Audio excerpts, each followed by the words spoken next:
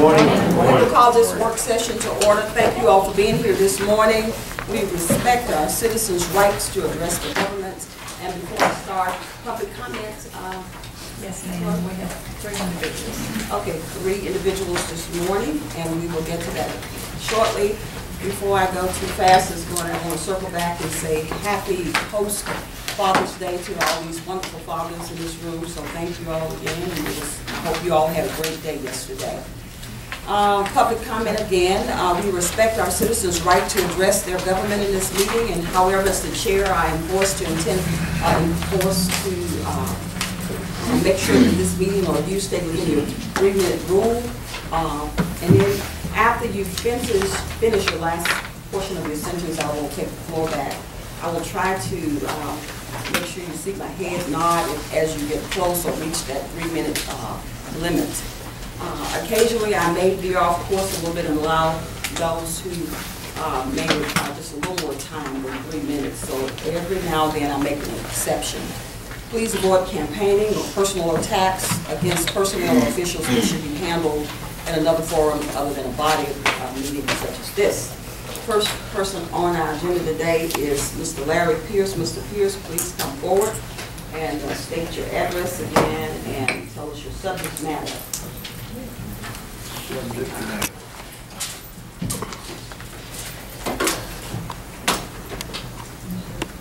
Larry Pierce, 4120 Van Sant Road, Douglasville, Georgia. I'd like to say Happy Father's Day too, but at the age of all of us here with our gray beards, I think it's grandfather's day, great-grandfather. You know, it's been a long time since most of us have been a plain old father. Well, you know, I'm actually not going to get my feathers wrong today. But when you keep reading things by people who's in charge of the Women's Council for the Douglas County Democratic Party, I found it interesting, just these 3 words here. First, I want to ask you, what do I look like? Do I look like Catholic, Baptist, Rabbi? None of you know. And none of you can tell by my name, Pierce, because it's not really Portuguese. My grandmother's was. So therefore, that tells you I was Catholic. I say was. Now, politically motivated, mean-spirited, and unfounded. You know, we're all that. Come on. If you don't have an opinion, go crawl in a hole. You wake up, you run your family. The only time you don't think so well is when you get married. When you get married, you just say, I love you, I love you. And 20 years later, you see who loves who. The attorneys love you. Now, what I want to say is that we don't really have to pick on anybody, but you know, when something is stirred up, when the pot is stirred up, they have a saying, it kind of smells. But, you know, I don't know that any of these jobs you have to qualify for, okay? By qualifying, I mean smarts. You go by degrees, you go by how long you've been in the community. The only man I know that has ever given an employee a test was Thomas Edison.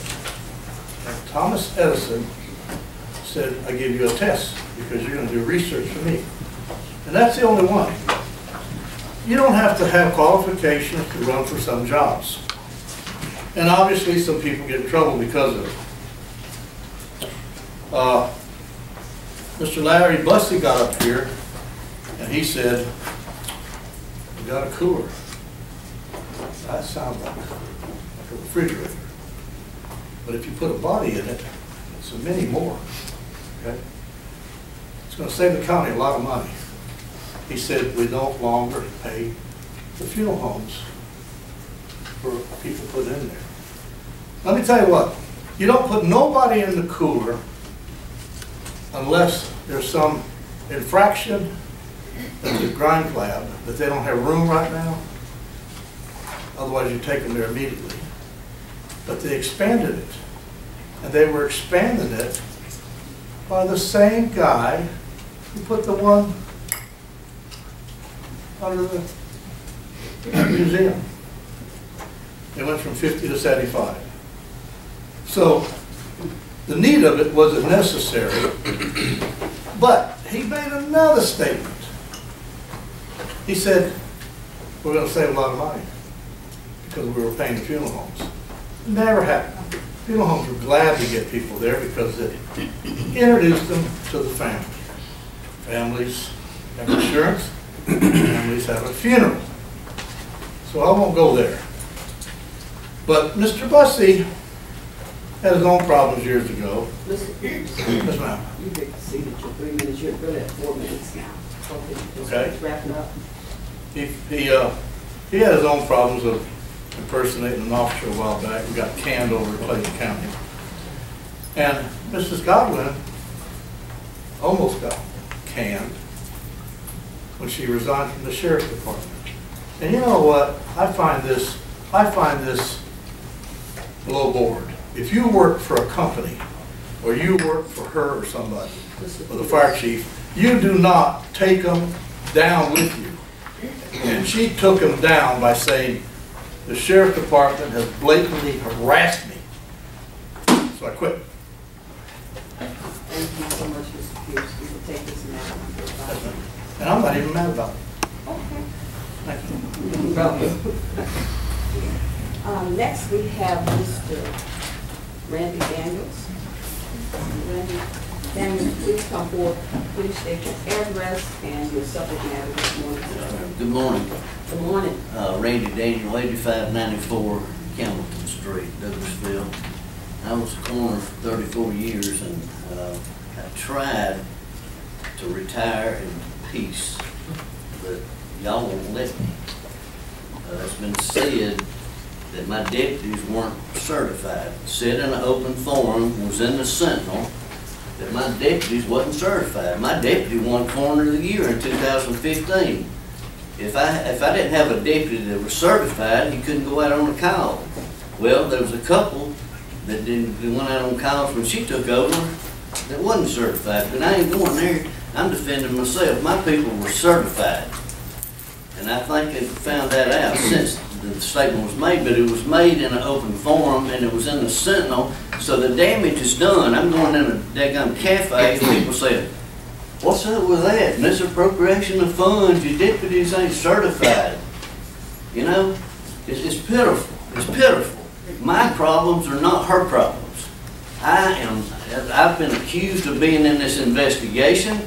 I've never sat down with Ann Jones and talked to her, and I don't even know the DA. I wouldn't know him if he walked in the door. I've never shook his hand or met him. Anybody that knows me that I'm retired. I'm going out in peace. And I just want to be left alone. That's why I'm here. But I've never met the man. And another thing, I paid my deputies $100 instead of $175, and I never thought I'd be crucified for saving the county money. But that's what I'm being done. I'm being crucified. They said I'm not abiding by the law. It's not a law. It says you're entitled to $175. Entitled. I brought it before the Board of Commissioners. Mark Till sitting right there. He knows it. And I paid him $100 because Tom Wortham wouldn't give me no money. That's all I could do. When I hired Wayne Rogers, I hired Mike Axley. I told him, I said, listen, you're entitled to $175, but I can't pay you but $100. And they agreed to it. They knew they was entitled to it. I paid Nathan Mitchell $1,100 a month, straight salary, and he's probably going on 20 calls. I was saving the county money, and now I'm being crucified for it. It's not right. It says entitled. It don't say mandatory. And then it was said that I never had a budget. Did I have a budget, Mr. Till? I have a budget every year. Am I right? That's exactly right. And I appreciate that very much. And my records were immaculate. We had a sheet that we turned in. Y'all had 309 calls the last year I was in office, and it had how many heart attacks, how many cancer, how many car wrecks. And then now I've been accused of saying we just run a shoddy thing, and I had the best bookkeeper there was in my deputy coroner. My deputy coroner was Mark Alcarez. He was the Georgia Flowers or mower. That was his company, just like when Wayne Rogers worked for me, he had Rogers Professional Service, no different.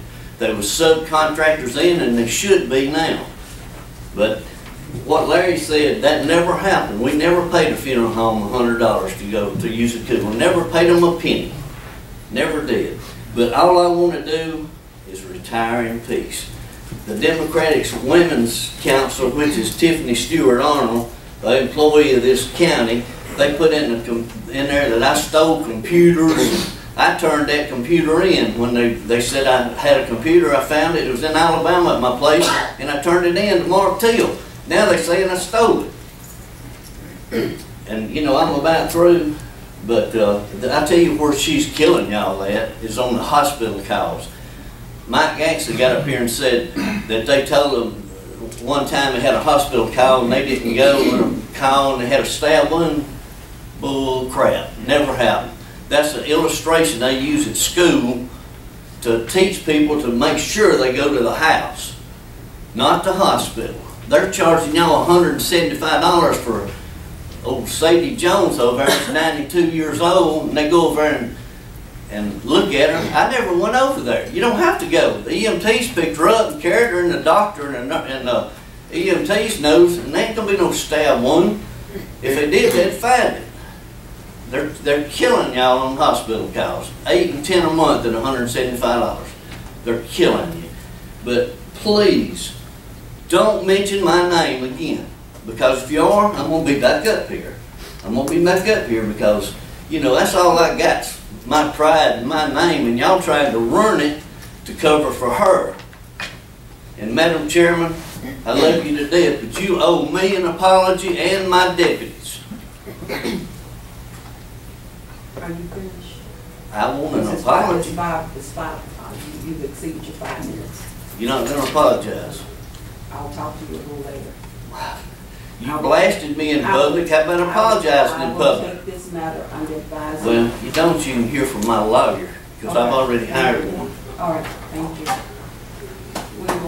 Next we have Mr. John Tomasky. Please come forward and give us your subject matter. And then also your address first of all. Give us your address first and then your subject matter. Okay, 29 Post Road, number 342. Tomasky's subject is fiduciary responsibility. Yes, speak up, please. Subject is fiduciary responsibility, which was the subject of some discussion last time. And going back almost 2,000 years ago, Mary, Peter, and John all went to the tomb, and Mary didn't see the corpse and thought it must have been stolen. In other words, she looked at what was superficially evident and came to a wrong conclusion nonetheless. Peter noticed other physical evidence which led him to understand that the corpse had not been stolen, but really he didn't know the full story. And John immediately understood that he is risen. Similarly, at these proceedings, there are people who will see superficially what goes on. There will be those who have further insight into it, and there will be those who understand completely and instantaneously. In that regard, at the last session, there was one commissioner who pointed out something that was really a significant concern. He asked asked rhetorically if the county really wants to go there. In other words, there were other issues involved which were being transgressed. And as far as fiduciary responsibility, money is appropriated by votes of the entire board. So no single member has a unique claim on fiduciary responsibility. It is shared among the board, and it is the board itself which actually has that responsibility. And if there's going to be an investigation, Well, the board might refer the matter to the finance committee or an ad hoc committee. But on the other side, each elected official has their mandate. This body has no rules. There's not even a rule that says Robert's rules is the default rule. So they are free to exercise their electoral mandate however they see. But again, it's a decision as to whether one is going to have government by process or essentially the committee of the whole. And when one speaks of fiduciary responsibility, one can, under that guise, actually be pursuing other agendas. Not that this was the case or that it wasn't. It depends upon what happens from this point forward. And in regard to fiduciary responsibility, in my opinion, I have seen a difference in commitment to that among different board members. In fact, some are firmly for fiduciary responsibility, others, to my observation, in terms of actions done or not done, are relatively unfriendly to fiduciary responsibility. Have I reached my 3 minutes?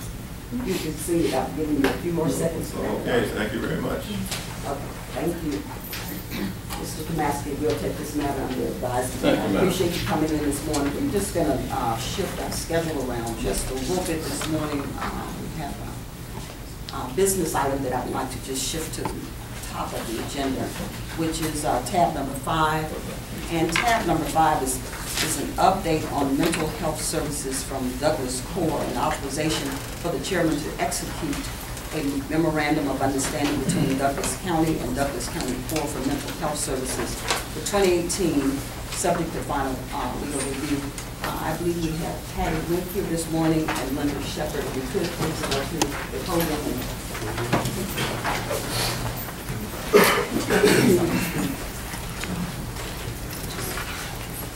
Good morning. Good morning.